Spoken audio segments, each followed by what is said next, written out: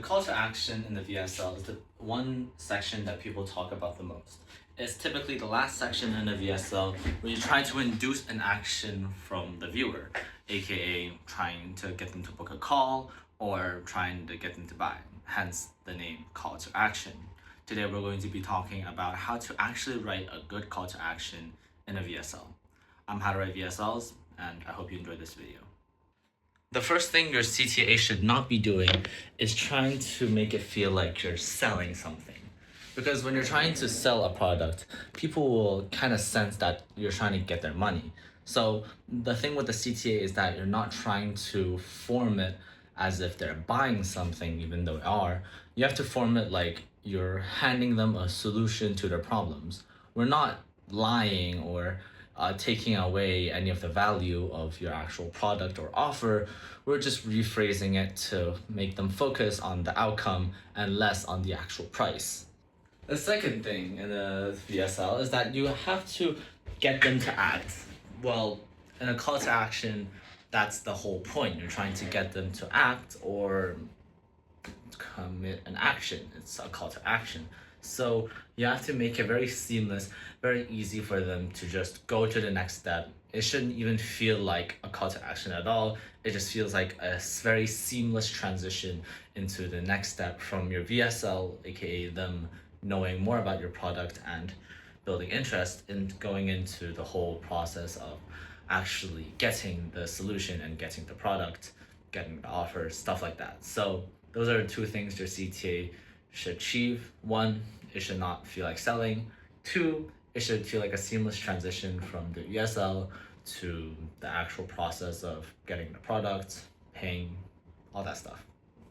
Well, if you want to avoid selling, then you'll have to focus on the actual outcome, and you have to form as a solution to their dream outcome. So for that, you have to understand what dream outcome they actually want.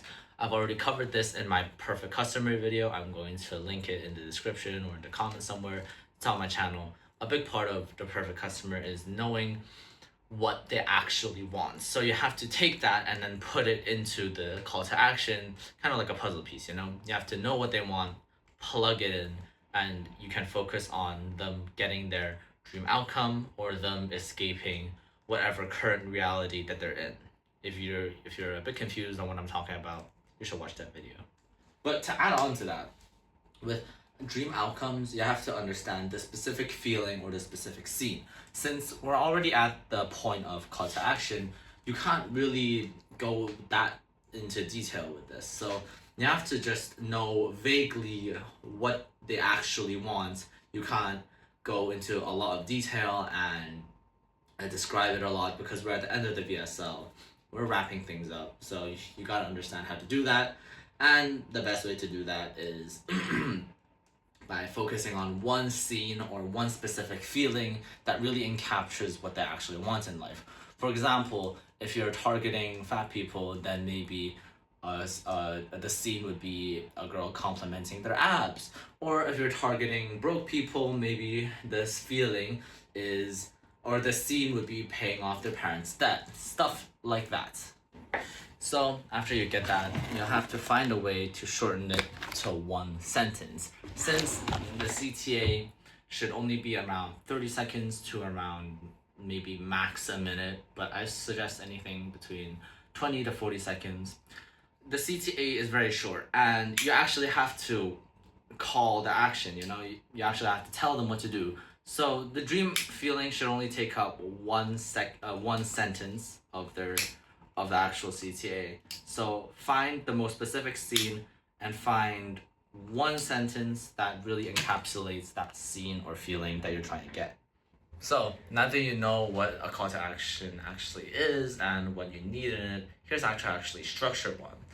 And the first thing is an actual transition. And I know I've talked about a call to action being a transition in and of itself between the VSL and the actual selling part. But something you still have to understand is a call to action is still a section in a VSL. It's a distinct section from the section that comes before it, so you need a transition. And the best way to do that is a very seamless, very smooth transition, And a good way to do that is by already slowing the pace down in the previous section. So what I typically like to do is I have testimonials right before the call to action. There are two reasons for this. First of all, testimonials, they persuade the viewer to buy the most if you write them well.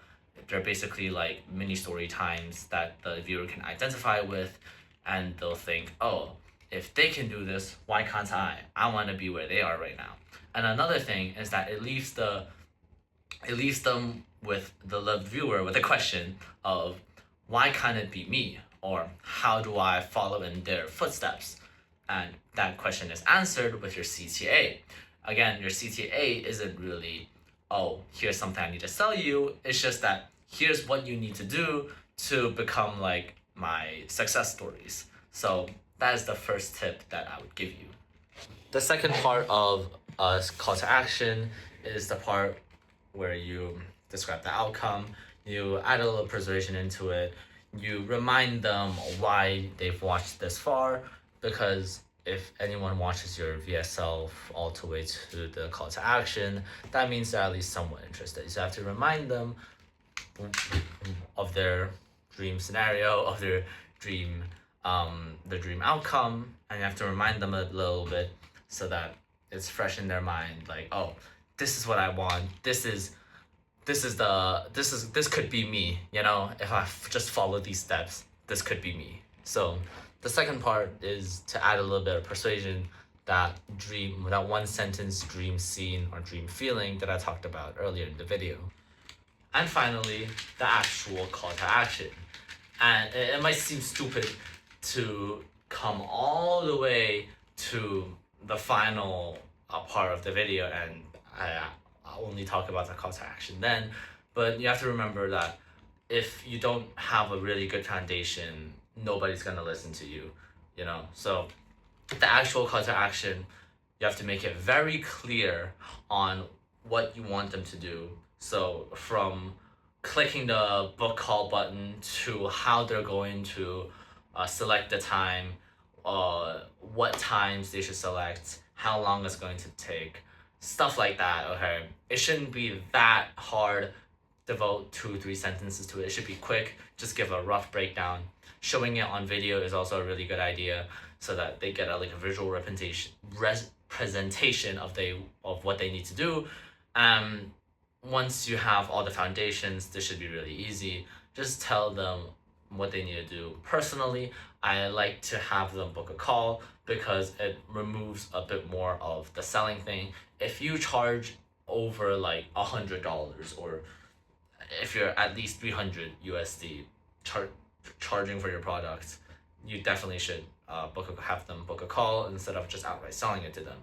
However, if it's under that, I'd understand if you just wanted them to pay straight up.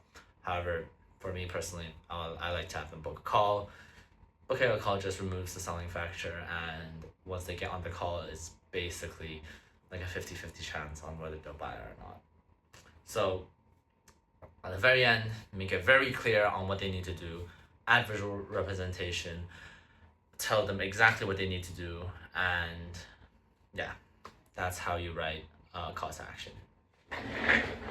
I hope you enjoyed this video. I know this video is a bit more different vibes than my other videos, but I hope you enjoyed this video. If you want more videos like this, you can check out my other channel. You can subscribe, like, and comment to boost this for the algorithm so I can help more people with VSLs, their sales pages, their businesses in general. And I hope you had a good time watching this video. Hope you learned something. If you want to watch something else, learn something else, go to the other videos on my channel. I hope you have a great day. God bless.